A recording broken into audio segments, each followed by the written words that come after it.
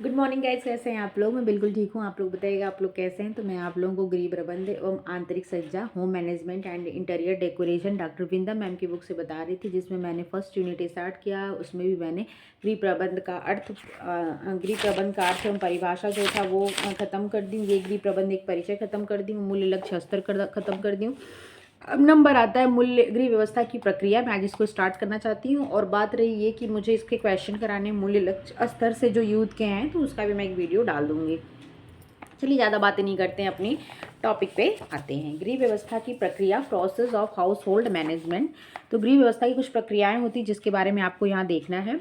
ठीक है, अब गृह व्यवस्था आपको पता हो गया होगा क्या है। दो शब्दों से मिलकर बना है, गृह और व्यवस्था। गृह का मतलब होम, जो भावनाओं से जुड़ा हुआ है। कहने का मतलब जिसमें हृदय, जिसमें क्या है, अटैच्ड है, जिस घर में, जिस परिवार में, जिससे उसे ही गृह कहते हैं। व्यवस्था का मतलब होता है सिस्टमैटिक, उसे चलाने का तरीका, जिसमें आयोजन, नियंत्रण, मूल्यांकन का क्या किया जाता है, प्रयोग किया जाता है। वही क्या होती है, गृह व्यवस्था कहलाती है। ठीक है, जिससे क्या होता है, आपको अपने लक्ष्यों की प्राप्ति होती है। लास्ट में आपको संतुष्टि, मानसिक संतुष्टि मिलती है। तो उसे करने के लिए कुछ प्रोसेस से गुजरना पड़ता है। आपको उसी प्रोसेस के बारे में इस चैप्टर में देखना है।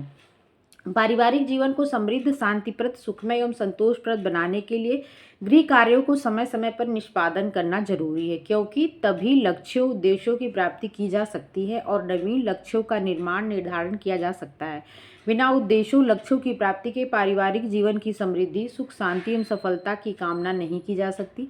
अतः पारिवारिक जीवन की उन्नति एवं सफलता के लिए गृहिणी को प्रबंध प्रक्रिया, मैनेजमेंट प्रोसेस के विभिन्न सोपानों, स्टेप को जानना, समझना एवं उस पर अमल करना आवश्यक है। जैसा कि हम सभी जानते हैं कि गृह व्यवस्था, होम मैनेजमेंट पारिवारिक जीवन की प्रशासनात्मक पक्ष है। जो गृह व्यवस्था है वो पारिवारिक जीवन का कैसा पक्ष है, तो प्रशासनात्मक पक्ष है। ठीक है, यह निरंतर चलने वाली गत्यात्मक और परिवर्तनशील प्रक्रिया है। कौन सी, होम मैनेजमेंट जो है गृह व्यवस्था पारिवारिक जीवन की, ये आपके परिवार की बात की जा रही है, आपकी लाइफ की बात की जाती है। जो ये होम मैनेजमेंट होता है, गृह व्यवस्था होती है एक प्रशासनात्मक, एडमिनिस्ट्रेटिव, मतलब कहने का मतलब ये प्रशासनात्मक पक्ष में कुछ सिद्धांत होते हैं। ये जो क्या लगातार चलती रहती है और परिवर्तनशील भी होती है, जो समय, परिस्थिति, प्रदेश, संस्कृति, जलवायु, भौगोलिक स्थितियों आदि में परिवर्तन के साथ ही परिवर्तित होती है। गृह कार्यों एवं उत्तरदायित्वों को संपन्न करने का एक सशक्त एवं प्रभावशाली साधन है। यथार्थ में गृह व्यवस्था एक मानसिक सुनियोजित क्रिया है, जिसमें परिवार के मूल्यों का पोषण होता है एवं आवश्यकताओं की संतुष्टि होती है। यह अत्यंत सूक्ष्म किंतु अत्यंत कुशलतापूर्वक बनाई जाने वाली योजना है, जिसमें परिवार के सभी साधनों का उपयोग परिवार के सदस्यों की संतुष्टि एवं अधिकतम लाभ के लिए किया जाता है। यह वास्तविक परिस्थितियों का सामना करने, समस्याओं को सुलझाने तथा पारस्परिक द्वंद्वों को कम करने में सहायता करता है। इसके अंतर्गत मुख्य रूप से गृह कार्यों को संपन्न करने के लिए तथा अपने लक्ष्य पर पहुंचने के लिए पारिवारिक साधनों के आधार पर आयोजन, संगठन, क्रियान्वयन, नियंत्रण, मूल्यांकन आते हैं। ये सभी प्रक्रियाएं एक दूसरे पर आधारित एवं अंतर संबंधित होती हैं। इसका विस्तृत वर्णन संबंधित अध्याय में किया गया है। प्रसिद्ध विद्वान निखिल एवं डार्सी ने लिखा है कि पारिवारिक लक्ष्यों की प्राप्ति के लिए पारिवारिक साधनों का उपयोग किया जाता है, जिसमें नियोजन करना, नियंत्रण करना, मूल्यांकन करना आता है, प्रबंधन प्रक्रिया कहलाता है। ठीक है, इसमें नियोजन, नियंत्रण और मूल्यांकन करना है क्या कहलाता है, प्रबंधन प्रक्रिया कहलाता है। ग्रास एवं कैंडल ने क्या कहा, तो गृह प्रबंध निर्णयों की ऐसी श्रृंखला है जो पारिवारिक लक्ष्यों की प्राप्ति के लिए पारिवारिक साधनों के प्रयोग की प्रक्रिया बताता है। गृह प्रबंध निर्णयों की ऐसी श्रृंखला है। क्या इन्होंने निर्णयों की श्रृंखला किसने कहा, तो निर्णयों की जो श्रृंखला है वो किसने कहा, तो ग्रास एवं कैंडल ने कहा। किसको, गृह प्रबंध को। ऐसी श्रृंखला जो पारिवारिक लक्ष्यों की प्राप्ति के लिए पारिवारिक साधनों के प्रयोग की प्रक्रिया बताता है। इस प्रक्रिया में न्यूनाधिक 3 क्रमिक चरण होते हैं: नियोजन करना, प्लानिंग, नियंत्रण करना, कंट्रोलिंग एंड मूल्यांकन करना, इवोल्यूटिंग। प्रबंध प्रक्रिया की परिभाषा, definition of house hold management. विभिन्न विद्वानों ने प्रबंध प्रक्रिया की विभिन्न परिभाषाएं दी हैं। इनमें से कुछ विद्वानों द्वारा दी गई परिभाषा निम्नानुसार है। ओपन हीम ने क्या कहा प्रबंध प्रक्रिया के बारे में, व्यवस्थापन प्रक्रिया वह तरीका है जिसमें निर्णयों की क्रिया में परिवर्तन किया जाता है। व्यवस्थापन प्रक्रिया का वह तरीका है जिसमें निर्णयों की क्रिया में परिवर्तन किया जाता है। The process of management in the way is which decision are translated into action open him. Nikhil एवं डार्सी के अनुसार the goal directed management in made made up of the series of progressive and interdependent managerial activities, each of which required and the diffuse with decision making. उन्होंने व्यवस्थापन के मुख्य 4 चरण बताए। किन्होंने बताया? तो निखिल और डार्सी ने। ठीक है, आयोजन करना, योजना बनाना या नियोजन, जिसे क्या कहते हैं? प्लानिंग। उद्देश्यों को प्राप्त करने हेतु जरूरी है। किस चीज को जरूरी है? उद्देश्यों को प्राप्त करने हेतु योजना बनाना जरूरी है। संगठन, कार्य को करने हेतु संगठन जरूरी है। योजना का नियंत्रण, कंट्रोलिंग द प्लान। मूल्यांकन करना, इवोल्यूटिंग ऑफ द रिजल्ट। लीचफील्ड ने प्रबंध प्रक्रियाओं को क्रियाओं का चक्र, साइकिल ऑफ एक्शन कहा। निर्णयों की श्रृंखला किसने कहा? तो ग्रासम कैंडल ने कहा। उनके अनुसार प्रबंध प्रक्रिया के अंतर्गत निर्णय प्रक्रिया, डिसीजन मेकिंग, कार्यक्रम बनाना, चेकआउट ऑफ द प्रोग्राम, कार्यक्रम बनाना, चेकआउट ऑफ द प्रोग्राम, विचारों का आदान प्रदान करना, शेयरिंग ऑफ आइडिया, नियंत्रण, कंट्रोलिंग तथा पुनर्मूल्यांकन, इवोल्यूशन के 5 चरण आते हैं। लिचफील्ड के अनुसार कितने चरण आते हैं? तो लिचफील्ड ने 5 चरण दिए। प्रबंधन के कितने चरण बताएं? तो 5 चरण बताएं। उसमें उन्होंने पहला क्या कहा? तो उन्होंने पहला कहा डिसीजन मेकिंग, क्या करना? कार्यक्रम बनाना। चेकआउट ऑफ प्रोग्राम, विचारों का आदान प्रदान। शेयरिंग ऑफ आइडिया, मतलब नहीं, यहाँ पे है निर्णय प्रक्रिया, डिसीजन मेकिंग, कार्यक्रम बनाना, चेकआउट ऑफ द प्रोग्राम, विचारों का आदान प्रदान करना, शेयरिंग ऑफ आइडिया, नियंत्रण, कंट्रोलिंग एंड पूर्व मूल्यांकन, रिवैल्यूशन। न्यूमैन एवं समर के शब्दों में क्रियाओं की वह श्रृंखला जो हमें उद्देश्यों की प्राप्ति हेतु अग्रसर करती है। न्यूमैन एवं समर ने क्या कहा कि क्रियाओं की वह श्रृंखला। किसकी श्रृंखला? क्रियाओं की श्रृंखला। लीचफील्ड ने क्रियाओं का चक्र, ग्रास और कैंडल ने निर्णयों की श्रृंखला कहा। ठीक है, उद्देश्यों की प्राप्ति हेतु अग्रसर कर, क्रियाओं की वह श्रृंखला जो उद्देश्यों की प्राप्ति हेतु अग्रसर करती है, किसने कहा? तो न्यूमैन एवं समर ने कहा। ब्रैडफोर्ड एवं जॉनसन ने प्रबंध प्रक्रिया के 5 चरणों की जानकारी दी। उन्होंने सबसे पहले कहा विचारों को ग्रहण करना एवं अवलोकन करना। दूसरा था अवलोकन का विश्लेषण करना। फिर नियंत्रण प्रक्रिया, डिसीजन मेकिंग एंड फिर एक्शन। उसके बाद क्रिया के लिए उत्तरदायित्व, रिस्पॉन्सिबल फॉर एक्शन। मूल्य, दर्शन, रुचियाँ, इच्छाएं। आपके कुछ क्या है? आपके मूल्य हैं, उसके अकॉर्डिंग आपका दर्शन बनेगा, आपकी इच्छाएं होंगी। ठीक है, घर में पारिवारिक वातावरण, आपके लक्ष्य, समस्या, साधन, परिस्थिति। फिर क्या होगा? सूचनाओं, विकल्पों की मानसिक संग्रह, निर्णय प्रक्रिया एवं क्रियान्वयन, लक्ष्य तक पहुंचने हेतु प्रयास। किस चीज का प्रयोग करेंगे? प्रबंध प्रक्रिया। आयोजन, संगठन, नियंत्रण, मूल्यांकन, ये निर्णय करना कहलाता है। साधनों का उपयोग, पारिवारिक उद्देश्यों, लक्ष्यों की प्राप्ति, पारिवारिक आवश्यकताओं की संतुष्टि। ठीक है, आपको लास्ट में किस चीज की प्राप्ति होगी? तो संतुष्टि। ग्रास और कैंडल ने क्या कहा? गृह प्रबंध को निर्णयों की श्रृंखला का। लीचफील्ड ने क्या कहा? क्रियाओं का चक्र कहा, एक्शन ऑफ साइकिल का। न्यूमैन ने क्या कहा? क्रियाओं की श्रृंखला का, क्रियाओं की श्रृंखला का। ठीक है, निखिल और डार्सी ने कितने चरण दिए? 4 चरण दिए। ग्रास और कैंडल ने कितने चरण दिए? 3 चरण दिए। ठीक है, कुछ चीजें यहाँ से आप लोग देख लीजिए। गृह प्रबंध प्रक्रिया के चरण, step of house hold management process. गृह प्रबंध प्रक्रिया के मुख्य 4 चरण हैं। ये चरण एक दूसरे पर आधारित एवं अंतर संबंधित है। एक चरण का प्रभाव निश्चित रूप से दूसरे, तीसरे, चौथे पर पड़ता है। नियोजन या योजना बनाना, जिसे प्लानिंग कहते हैं। उद्देश्यों की प्राप्ति के लिए प्लानिंग बनाना जरूरी होता है। फिर संगठन उसे ऑर्गेनाइज करते हैं, किसके माध्यम? नियंत्रण, कंट्रोलिंग के साथ साथ। अगला आता है इवोल्यूशन, जिसे मूल्यांकन कहते हैं। एक एक करके चलिए देख लेते हैं।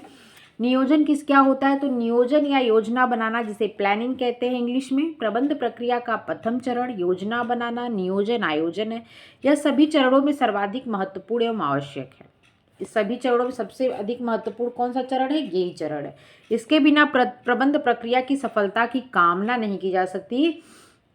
बिना योजना के कार्य शुरू करना अंधेरे में तीर मारना या तुक्का लगाने जैसा होता है, जिससे केवल भ्रम, शंकाएं एवं अव्यवस्था ही उत्पन्न होगी। इसमें कोई दो मत नहीं है कि सोच समझकर, सूझबूझ के साथ योजना बनाकर कार्य करने से निश्चित ही सफलता चरण चूमती है तथा परिणाम आशाजनक, सुखद एवं संतोषप्रद होते हैं। योजना को समझने के लिए थोड़ा इसके विषय में जानना जरूरी है। योजना का शाब्दिक अर्थ होता है किसी वांछित उद्देश्यों की प्राप्ति के लिए पहले से ही कार्यक्रम की रूपरेखा तैयार करना। क्या होता है योजना? किसी वांछित, जो आप चाहते हैं, आपके मन में जो इच्छा है, उस उद्देश्य की प्राप्ति के लिए जो कार्यक्रम का आप एक रूपरेखा, डायग्राम बनाते हैं, उसे ही क्या कहते हैं? तो योजना कहते हैं। निर्धारित लक्ष्यों उद्देश्यों की प्राप्ति के लिए भविष्य में क्या करना है, कब करना है, किसे करना है, क्यों करना है, कहाँ किया जाना है, किसके लिए किया जाना है, किन किन साधनों का उपयोग किया था आदि प्रश्नों का पूर्व निर्धारण ही नियोजन कहलाता है। मतलब इस आपको जहाँ पे प्रश्नों का उत्तर मिलता है या इसका पूर्व निर्धारण, योजना क्या करती, आप अपने लक्ष्य का पूर्व निर्धारण करते हैं इसमें, ठीक है। भाई ये चीज़ याद रखिएगा कि योजना में उद्देश्यों का पूर्व निर्धारण किस में कर लिया था, तो योजना प्लानिंग में। जब तक प्रश्न दिमाग में नहीं होंगे तब तक हल विकल्प ढूंढने का प्रयास नहीं किया जाएगा और नहीं उच्च श्रेणी में लाभदायक परिणाम मिलते हैं। योजना बनाने के पूर्व प्रक्रियाओं के परिणामों का पूर्वानुमान लगा लिया था। योजना बनाने के पूर्व, योजना बनाने के पहले, कहने का मतलब जब आप योजना नहीं बनाए उसके पहले प्रक्रियाओं के परिणाम, मतलब जब आप योजना बनाएंगे वो कार्य होगा तो उसके आपको क्या रिजल्ट मिलेंगे उसका पूर्वानुमान लगा लिया था, जिससे समय शक्ति एवं धन का अपव्यय नहीं होता। पूर्व नियोजन योजना कर लेने से पूरे कार्य को एक इकाई के रूप में अपनी कल्पना शक्ति द्वारा देखा जा सकता तथा उसकी सफलताओं असफलताओं के बारे में पूर्वानुमान लगाया जा सकता है। वे कार्यकर्ता जो लक्ष्यों को ध्यान में रखकर काफ़ी सोच समझकर अपने विवेक का प्रयोग कर व्यवस्थित नियोजन करते हैं, उन्हें सफलता मिलती है तथा वे अपने लक्ष्य को निश्चित रूप से प्राप्त करते हैं। इसके ठीक विपरीत वे व्यक्ति जो बिना योजना बनाए कार्य करते हैं उन्हें शायद ही सफलता हाथ लगती है। यदि वे सफल भी होते हैं तो उसे एकमात्र संयोग ही कहा जा सकता है। कहते ना यार मेरा लक था, कहते हैं ना, कुछ लोग लक से नौकरी पा जाते हैं, कुछ लोग मेहनत करके पाते हैं, वही चीज़ है। नियोजन का महत्व, इंपॉर्टेंस ऑफ प्लानिंग। युद्ध क्षेत्र में बिना उपयुक्त हथियार के सैनिक, कक्षा में बिना चौक डस्टर के शिक्षक, परीक्षा हाल में बिना कलम के परीक्षार्थी और समुद्र या नदी में बिना पतवार के नाविक का जो हाल है वही हाल नियोजन के कार्यक्रम संपादन का भी होता है। बिना पतवार के नाव जिस तरह नदी में डूब जाती है, बिना कलम के विद्यार्थी परीक्षा में नहीं लिखकर फेल हो जाता है, तब बिना नियोजन के कार्यक्रम सफल नहीं हो पाता। नियोजन पग पर प्रबंध या गृहिणी का मार्गदर्शन करता है, भावी कठिनाइयों के एवं खतरों के प्रति सचेतता रखता है तथा उन पर विजय प्राप्त करना सुलभ, सुगम एवं आसान बनाता है। नियोजन के बिना व्यवसायिक कार्य हो, ऑफिस कार्य हो या गृह कार्य सभी अस्त व्यस्त हो जाते। कुंज एवं ओडोलन ने लिखा है, नियोजन के बिना व्यवसाय अटकलबाजी के समान हो जाता तथा इसे निर्णय अर्थहीन तात्कालिक इच्छाएं मात्र बन जाता है। कुंज एवं ओडोनल ने क्या लिखा कि नियोजन के बिना व्यवसाय अटकलबाजी के समान है, तुक्का मारना, जैसे हम कहते हैं ना तुक्का मार पड़ा ली, तुक्का से क्वेश्चन बनाते नहीं तो हमने मतलब नहीं किसी मतलब अपने तरीके से बुक को पढ़ी नहीं, मैंने उसके लिए कोई प्लानिंग की, बस क्वेश्चन मैम ने कह दिया ये टॉपिक तैयार करना, हमने तैयार भी नहीं किया और क्वेश्चन आने लगा तो मैं तुक्का मार पड़ा ली स्टार्ट किया, वही अटकलबाजियाँ होती हैं तथा इसके निर्णय अर्थहीन एवं तात्कालिक इच्छाएं मात्र बन के रह जाते हैं। उपरोक्त विवेचना से नियोजन की महत्ता स्पष्ट है। इसे और अच्छी तरह समझाने के लिए निम्न बिंदुओं पर गौर करना चाहिए। नंबर 1, नियोजन उद्देश्यों व लक्ष्यों पर ध्यान करने के लिए आवश्यक होता है। नियोजन क्या है, आपके उद्देश्य क्या हैं, ठीक है, आपने लक्ष्य क्या बनाया, इसको आप ध्यान करने के लिए आवश्यक है नियोजन को देखना। नियोजन उद्देश्यों की प्राप्ति हेतु बनाया जाता है। नियोजन से उद्देश्यों की पूर्ति में बाधा को कल्पना शक्ति द्वारा देखकर उसमें वांछित परिवर्तन किया जा सकता है। मनोबल एवं अभिप्रेरणा में वृद्धि होती है, किसके द्वारा, नियोजन के द्वारा। क्रियाओं में मितव्ययिता लाने हेतु क्या बनाते हैं, नियोजन करते हैं। कार्य करने का सर्वश्रेष्ठ तरीका, प्रणाली, विकल्पों के चयन से कार्य को सुगमतापूर्वक कम समय शक्ति एवं व्यय करके निपटारा किया जाए। कहने का मतलब विकल्पों के चयन की बात की जा रही है, मतलब निर्णय लेना, डिसीजन की बात की जा रही है। विभिन्न कार्यों में तारतम्य एवं समन्वय स्थापित करने का प्रयास किया जाता है। कार्य करने के विभिन्न तरीकों पर गहनता से विचार किया जाता है। अनिश्चितताओं एवं अस्थिरताओं की स्थिति से निपटने हेतु नियोजन में पर्याप्त प्रावधान रखा जाता है, जिसके फलस्वरूप कार्य समय शक्ति एवं धन व्यय किए ही संपन्न हो जाता है। अगला था प्रतिस्पर्धात्मक शक्ति में सुधार करने हेतु नियोजन संस्था या गृह की प्रतिस्पर्धात्मक शक्ति में सुधार तो करती है, साथ ही उसमें वृद्धि भी कर देती है।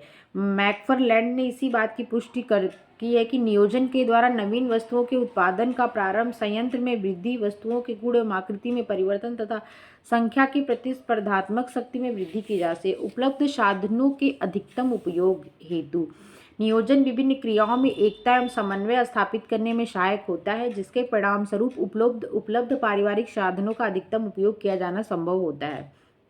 6 नंबर है राष्ट्र को समृद्ध बनाने के लिए आप जो भी कार्य करते हैं तो उसमें क्या होता है, लास्ट में किसका फायदा होता है, लास्ट में कौन आगे जाता है, तो आपके राष्ट्र पे ही उसका प्रत्यक्ष या परोक्ष प्रभाव पड़ता है।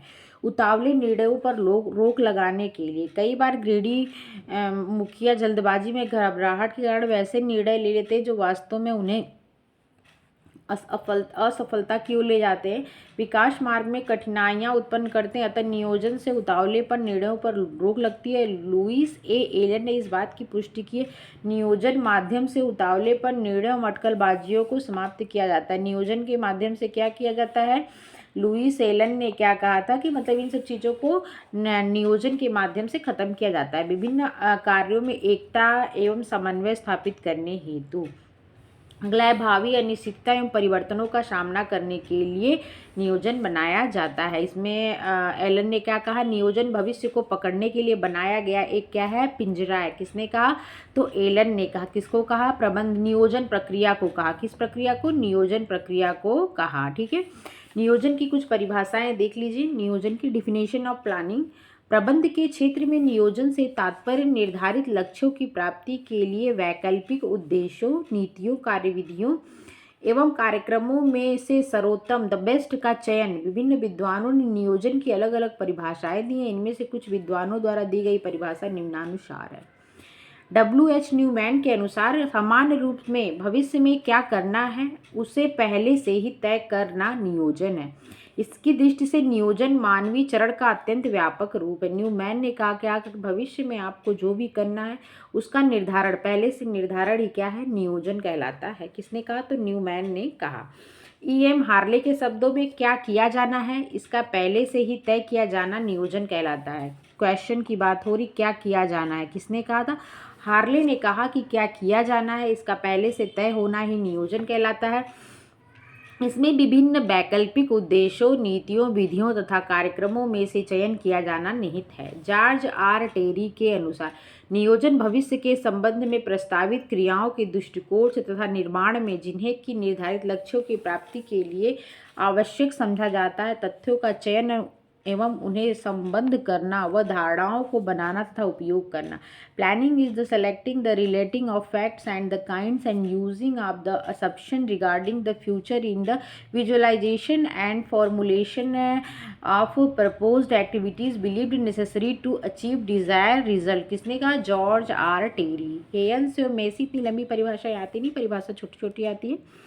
निकोलियम डार्सी के अनुसार नियोजन प्रबंध प्रक्रिया का पहला चरण है। किसने कहा, निकोलियम डार्सी ने ये परिभाषा दी है कि नियोजन प्रबंध प्रक्रिया का प्रथम चरण है।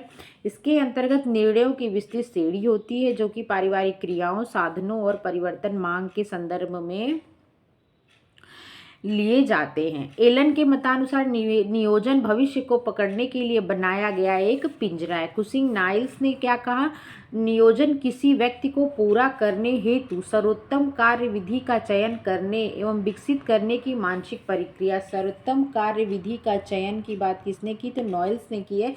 और मानसिक प्रक्रिया की बात की, यह भावी प्रबंधकीय कार्यों के उद्गम का आधार है। उपयुक्त परिभाषाओं से यह निष्कर्ष निकलता है कि वांछित उद्देश्यों एवं लक्ष्यों की प्राप्ति के लिए भविष्य में किए जाने वाले क्रियाकलापों के विषय में सर्वोत्तम कार्यविधि का चयन करने का निर्णय लेना ही नियोजन कहलाता है। दूसरे शब्दों में नियोजन उद्देश्यपूर्ण निर्णयों की श्रृंखला है। निर्णयों की श्रृंखला किसने कहा, तो ग्रास और कैंडल ने कहा। एक्शन ऑफ साइकिल किसने कहा, तो लीचफील्ड ने कहा। ठीक है, और एक मिनट रुक जाइए, क्रियाओं की श्रृंखला किसे कहा, तो न्यूमैन ने कहा। ठीक है, श्रृंखला है जो कार्य में सर्वोत्तम तरीके और उनके क्रम का निर्धारण करती है। नियोजन की विशेषताएं, कैरेक्टरिस्टिक ऑफ प्लानिंग, इसको मैं आप लोगों को कल एक एक करके बताऊंगी। ये चैप्टर थोड़ा लंबा है, चलेगा। नियंत्रण मूल्यांकन करके ऐसे थोड़ा सा है कि ये थोड़ा लंबा है, चलिए करने दीजिए। वेरी इंपॉर्टेंट चैप्टर भी, ये बहुत इंपॉर्टेंट भी है, निर्णय भी बहुत इंपॉर्टेंट है। ये कराने के साथ मैं आप लोगों को वो जो क्या बोलते हैं मूल्य लक्ष्य स्तर का यूथ के क्वेश्चन है वो भी करा दूंगी। चलिए, तब तक के लिए अगर आप लोगों को मेरी वीडियो अच्छी लगी तो लाइक शेयर सब्सक्राइब कर दीजिएगा। देखने के लिए थैंक यू। अपना ध्यान रखिएगा। टेक